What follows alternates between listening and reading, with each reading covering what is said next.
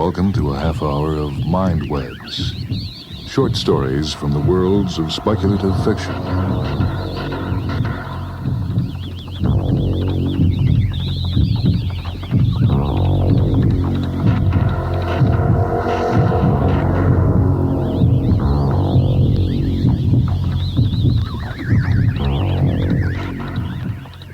One year to live.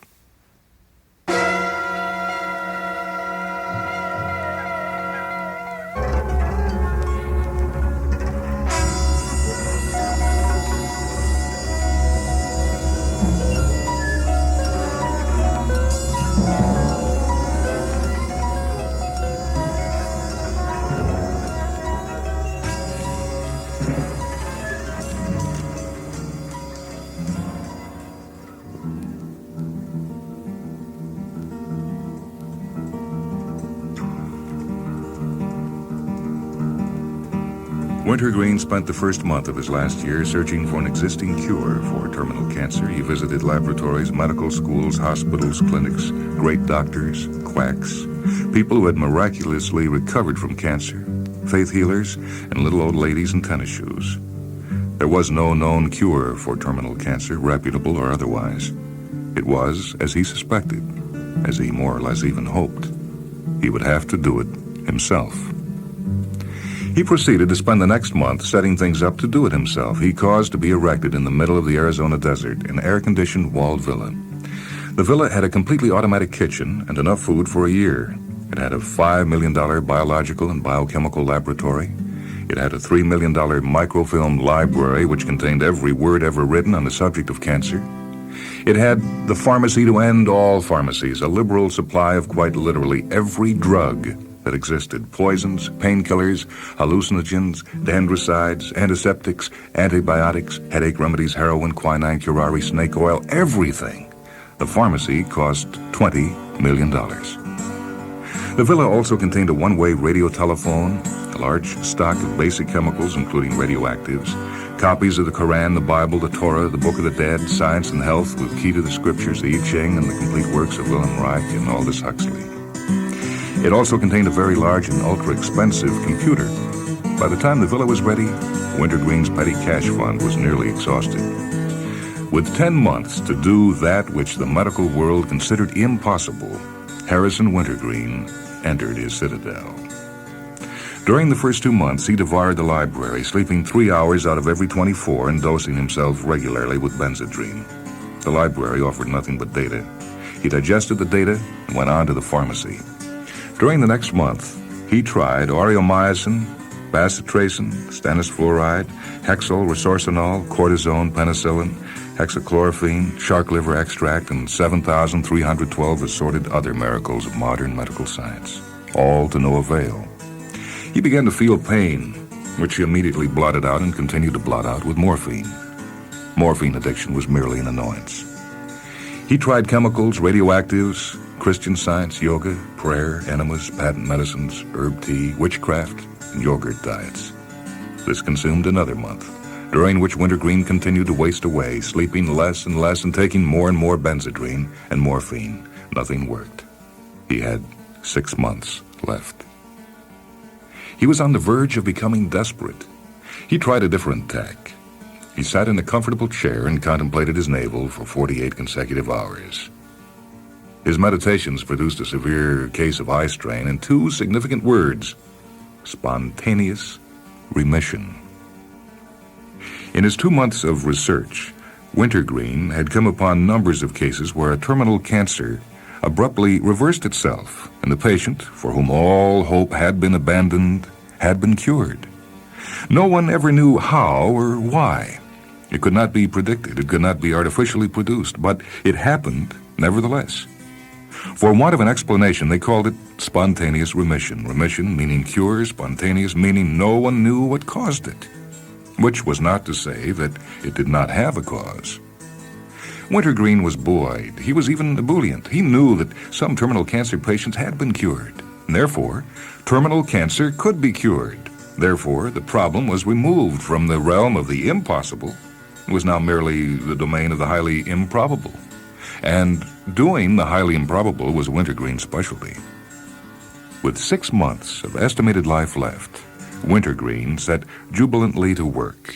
From his complete cancer library, he called every known case of spontaneous remission. He coded every one of them into the computer. Data on the medical histories of the patients, on the treatments employed, on their ages, sexes, religions, races, creeds, colors, national origins, temperaments, marital status, Dun and Bradstreet ratings, neuroses, psychoses, and favorite beers. Complete profiles of every human being ever known to have survived terminal cancer were fed into Harrison Wintergreen's computer. Wintergreen programmed the computer to run a complete series of correlations between 10,000 separate and distinct factors and spontaneous remission. If even one factor, age, credit rating, favorite food, anything, correlated with spontaneous remission, the spontaneity factor would be removed.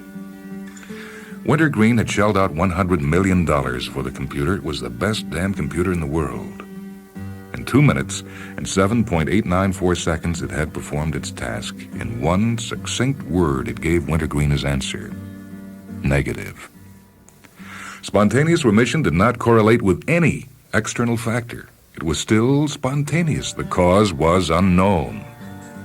A lesser man would have been crushed. A more conventional man would have been dumbfounded. Harrison Wintergreen was elated. He had eliminated the entire external universe as a factor in spontaneous remission in one fell swoop. Therefore, in some mysterious way, the human body and or psyche was capable of curing itself.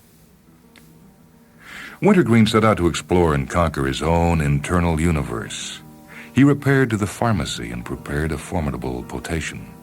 Into his largest syringe, he decanted the following: Novocaine, morphine, curare, vlut, a rare Central Asian poison which induced temporary blindness, olfactorcaine, a top-secret smell deadener used by skunk farmers, tympanoline, a drug which temporarily deadened the auditory nerves, used primarily by filibustering senators, a large dose of benzedrine, lysergic acid, psilocybin, mescaline, peyote extract, 7 other highly experimental and most illegal hallucinogens, eye of newt, and toe of dog.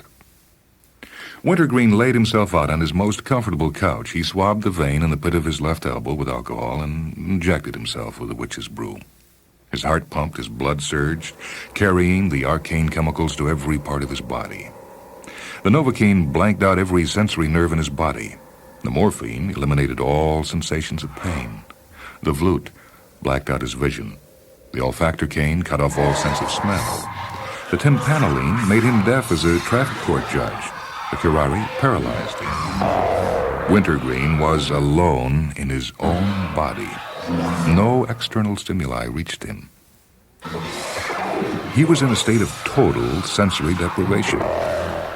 The urge to lapse into blessed unconsciousness was irresistible.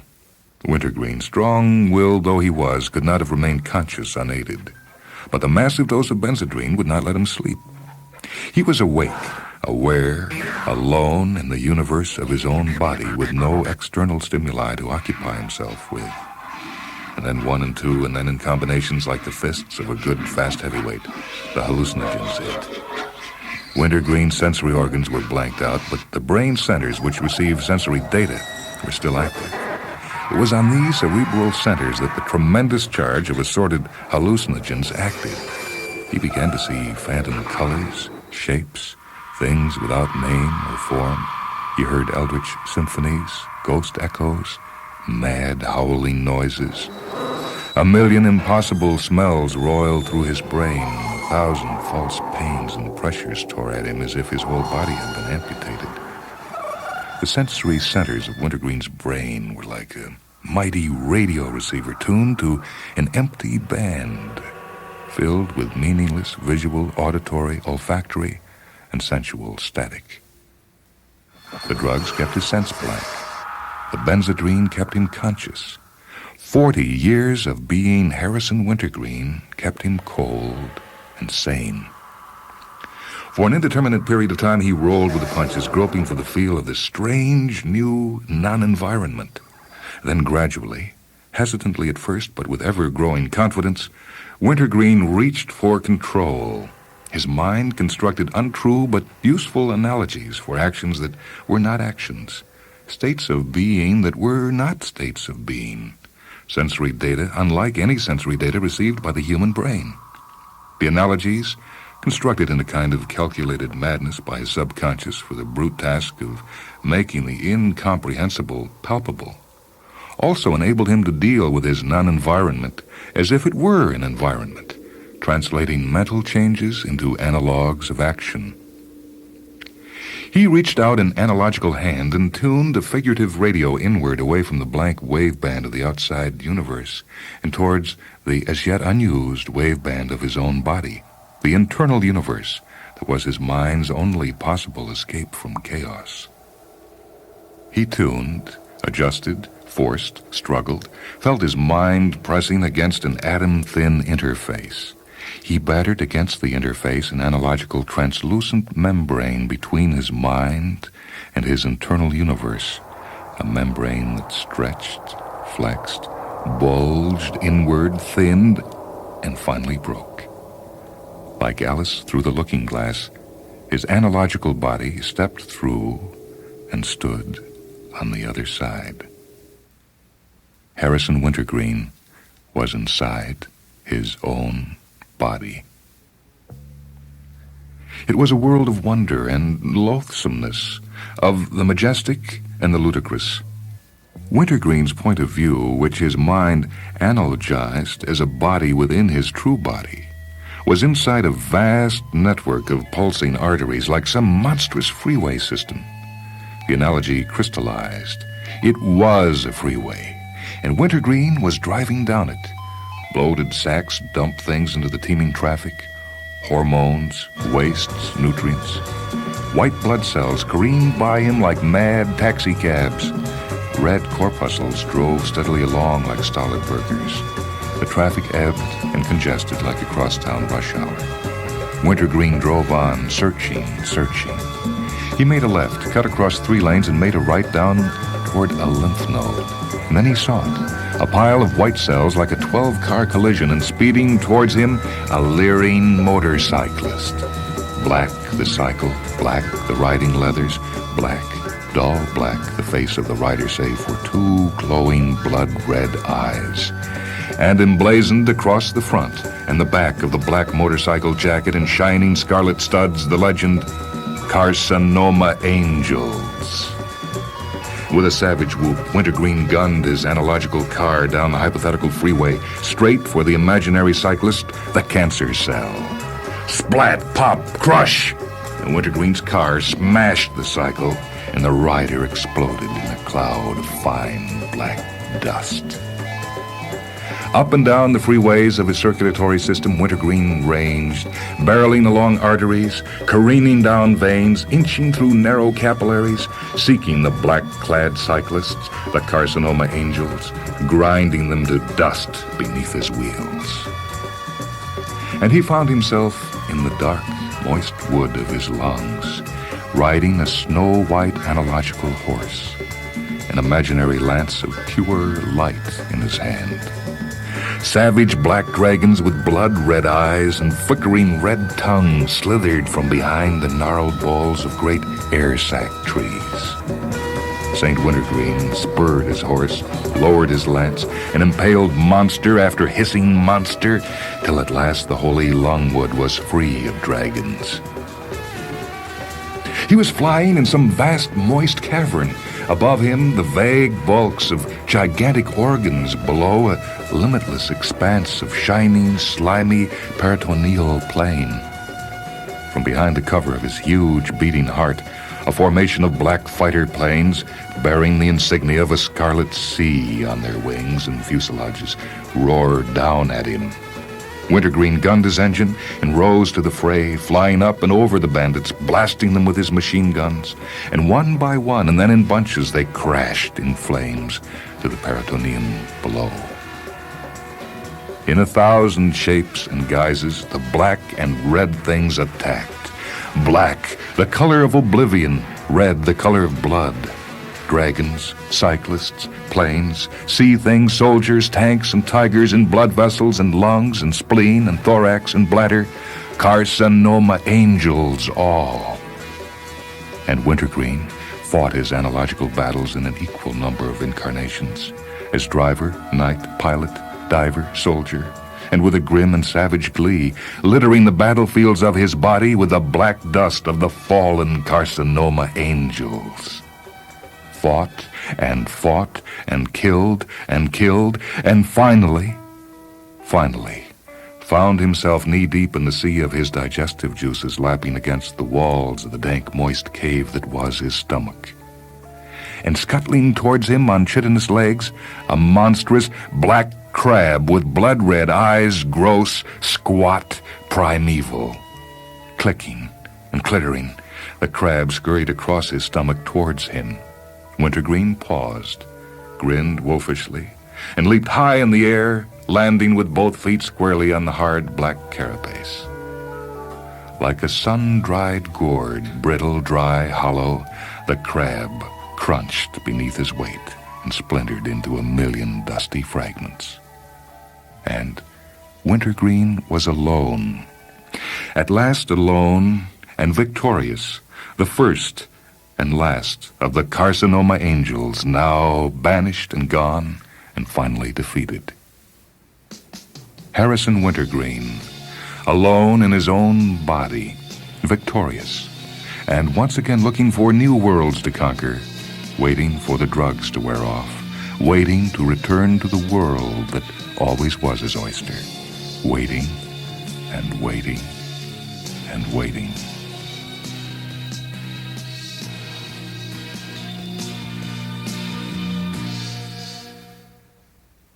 Go to the finest sanitarium in the world, and there you will find Harrison Wintergreen, who made himself filthy rich, Harrison Wintergreen who did good, Harrison Wintergreen who left his footprints in the sands of time, Harrison Wintergreen, catatonic vegetable.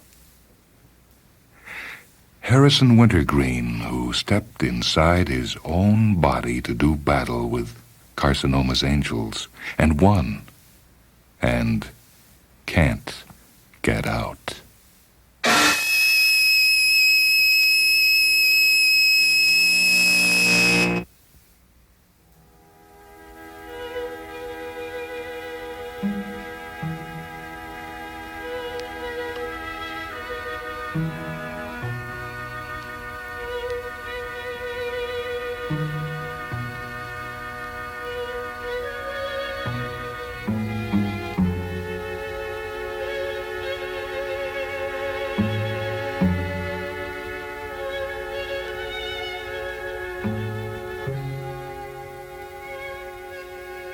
You've heard Carcinoma Angels, written by Norman Spinrad.